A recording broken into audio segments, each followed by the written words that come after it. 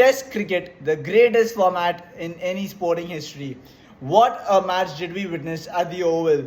And to be fair, all the 5 matches going on to 5th day, a great exhibition for Test cricket, a great exhibition for the whole series as such. It showed us the true emotions, the passion, the aggression, the display of hard work, the display of what it means to play for the badge in your country, the display of what it takes to have patience to come session after session, day after day, to ensure that you get that slight advantage heading into the next day. Because in this series, India versus England, there was not even a single minute where we didn't feel that the game could be turned. The pitches were conducive for bowling, the pitches were conducive for batting, and both the teams went neck to neck in a bottleneck competition.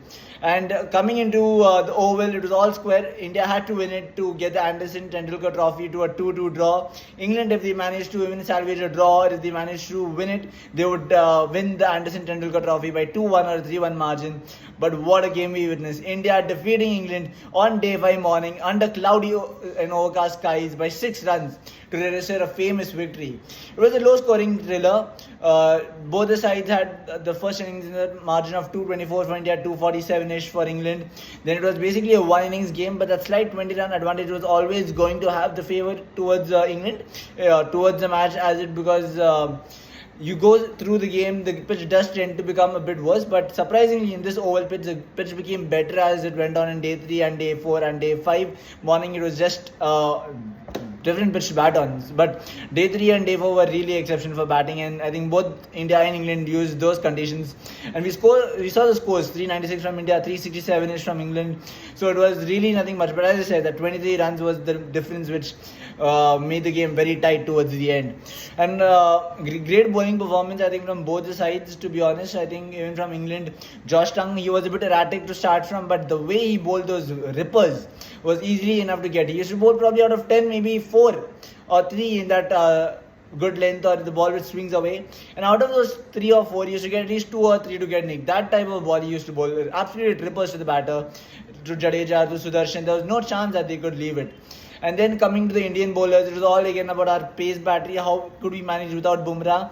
But an interesting fact is we have won 13 out of 14 matches without Bumrah and lost all 4 with Bumrah present. That's a stat.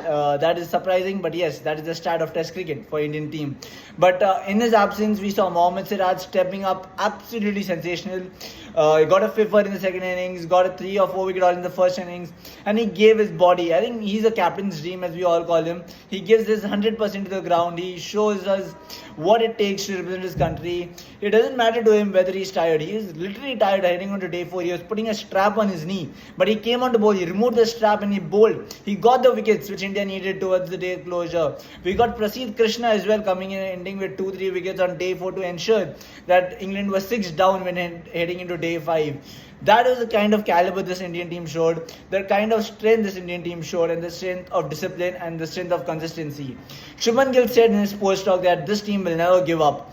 And I think that is a very meaningful sentence as we head into our future tournaments in Test cricket as well as in the other formats of the game. But a true display of character from both the sides. Has to give a kudos to the England side as well for ensuring this game was such a humdinger. Both of them fought really well. Ben Stokes, of course, he missed out in this game, but he's been a great character for this whole series. We saw him taking notes actually in the 5th test when he was not playing. He was trying to tell the team what strategies to implement on the field to Ori Popo as a stand-in captain. So he was basically reading the game from a third person's point of view, and that shows the caliber of a really great leader, as I've always mentioned about Ben Stokes. But apart from that, Harry Brooks knocked Joe Root. He's just around 2,000 runs away from Sachin Tendulkar. And as an Indian, of course, we do want his record to stay intact. But Joe Root, just keep going. And if it is meant to break his record, so be it. You're playing probably in the form of your life at this age is really commendable. So please continue scoring runs. It's fun for all of us to watch. We really love seeing Joe Root score, the way he goes about his mannerisms. He's a one player from the English team who plays his own traditional style. He starts a bit slow, around probably 20 balls, 6-8 runs, and then he carries forward and scores 100 and 160 or 170 odd balls. So a true character of how to understand the game's emotion and play it according to different situations of the game. So really great from Joe Root. But coming to the catching, it was another interesting part because we saw in Headingley Leeds where Yashasvi Jaiswal and the Indian team dropped 4 catches, and that ultimately did hurt us when we had to win the game and headingly leads. 3 for 57 should have anyways been defended, but that's another talking point coming into the series. But 4 catches were dropped there, and we lost the match. Now you come all the way to the Oval around 2 months later.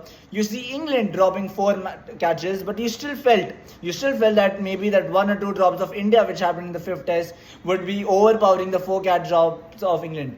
But as destiny would have had it, India had that unfortunate luck in the first game. England had similar unfortunate luck in the fifth test, where they dropped 4 catches both on day 3 and day 4, and that hurted them so badly that they were not able to recuperate. Even Mohammad Siraj, that unfortunate dismissal where he stepped over the rope of Harry Brook for a 6, that was still not enough to ensure that India lose the game. He came back, he bowled his heart out, and he got those wickets. And ultimately, both the matches, 4 catches were the difference between loss and victory for both the teams. And again, in this game as well, it was 4 catches for this team to lose of England. Finally, to conclude, it has been a remarkable series. As I said, it's a series of character, great passion, determination, emotion, fighting spirit, and whatnot. And just a special mention to end the video has to go to Rishabh Pant. The way he came into bat with a broken foot, he was swollen. It was not easy to bat. It was really tough. I agree for him, but he still came and scored a 50. He was not unable to run. He was just had to walk across, and it was really tough struggle. He had to basically just swing for everything we got when he came into the crease. But apart from that, what we saw at the Oval, I think that was spectacular. Probably one of the few emotions which drove me and got tears in my eyes was when Chris Woakes came into bat. Of course, Rishabh Pant being there with the foot swollen was a different kind of emotion. But Chris Woakes basically playing with one hand.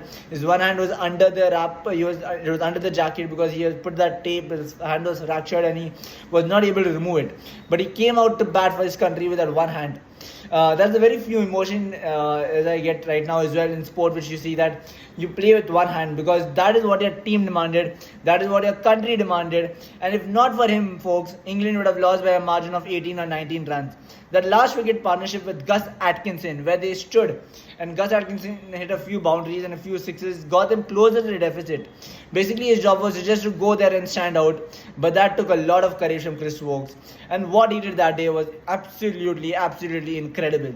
Hats off Chris Woakes, and this game just continues showing us more miracles, continues to show us what all life is about. You just keep fighting yourself out, and great job by Chris Woakes and great job by both the sides to ensure that we had a great Anderson Tendulkar trophy. For the first time, the trophy is being named after them, and what a way to finish. 2-2 draw as we head into now the T20Is and the ODIs for many countries with the Asia Cup coming soon as well.